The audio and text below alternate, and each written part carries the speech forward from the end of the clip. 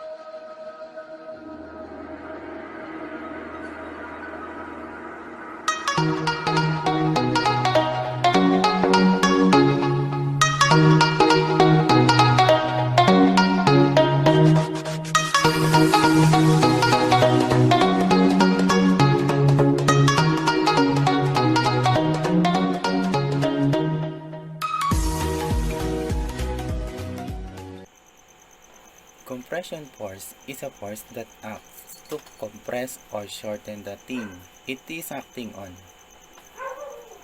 Tension is a force that acts to expand or lengthen the thing it is acting on.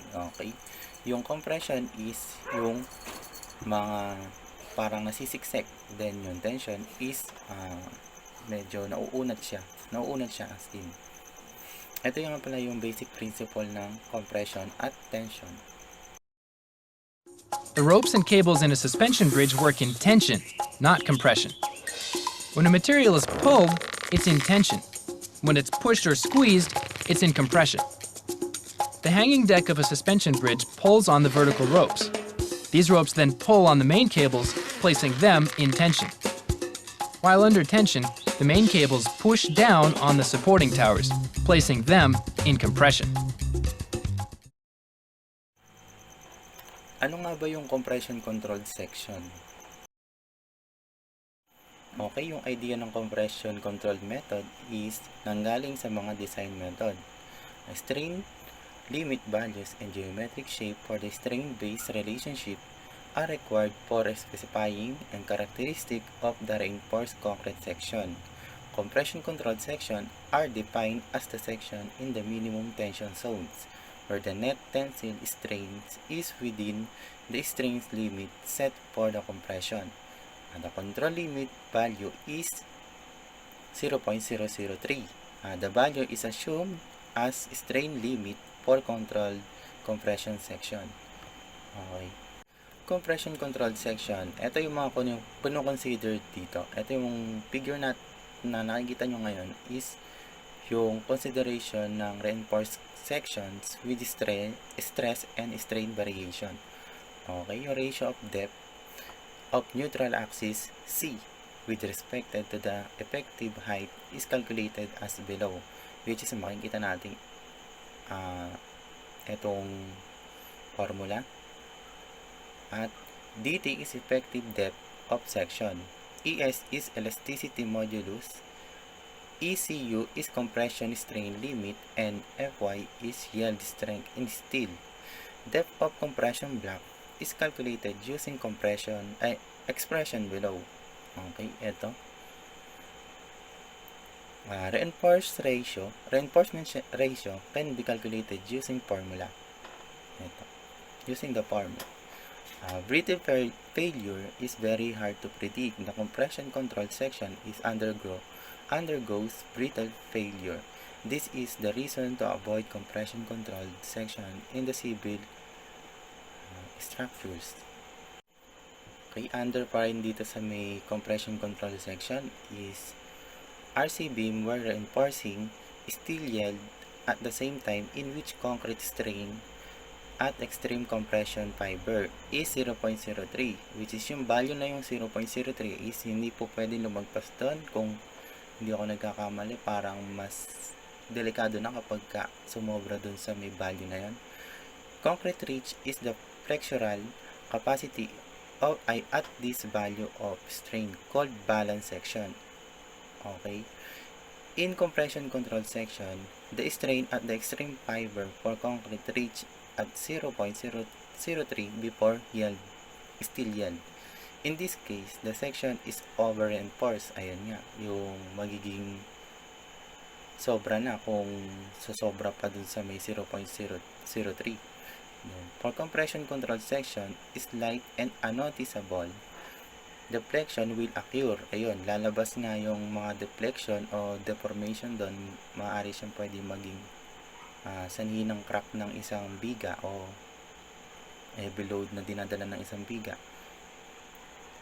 This will result in sudden failure without any warning in case of overloading this member called as brittle member and should be avoided.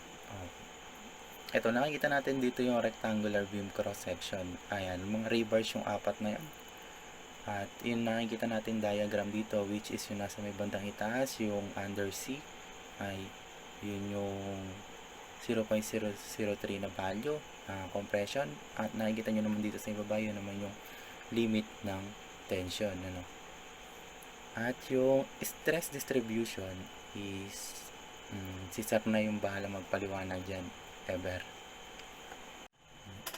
Ito pa yung isang diagram na makikita natin dito is pinagsama-sama na is compression control, transition at tension control, which is meron pang isa dyan, cross section control at saka balance section yata, hindi ako nagkakamali.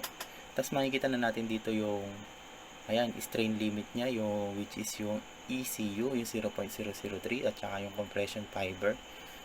Makikita na natin dito yung kung papaano nakikita yung diagram nya. At yung nasa ilalim naman is yung compression control din na hindi sumusobra ng 0.003 or 002. Pero ang alam ko yung nasa ilalim tension siya. Okay.